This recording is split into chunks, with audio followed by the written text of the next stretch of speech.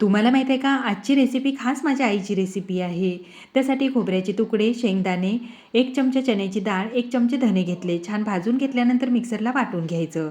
त्यामध्ये कांदा, हिरवी मिरची, लसूण, अद्रक छान भाजून घ्यायचं. कोथिंबीरही टाकायची, मिक्सरमध्ये वाटून घ्यायचं. दोन्ही एकत्रच वाटायचं.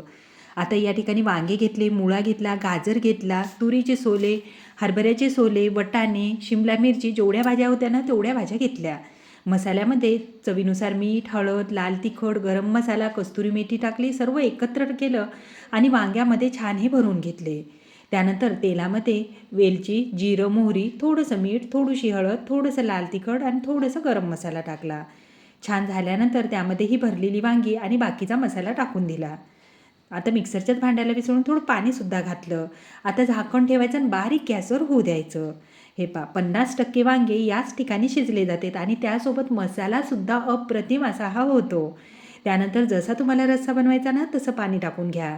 वरून थोडंसं मीठ टाकून घेतलं. आता छान वांगी शिजल्यानंतर त्यावरून कोथिंबीर फिरवायची आणि खूपच मस्त अशी ही भरलेली वांगी तयार झाली. आता ही वांगी जास्तीत जास्त पौष महिन्यामध्ये केली जाते आणि त्यासोबत हा मस्त असा आसट भातसुद्धा केला. तर आजची रेसिपी खरंच खूप मस्त झाली. पण तुम्हाला आवडली की नाही कमेंट्स करायला मात्र विसरू नका.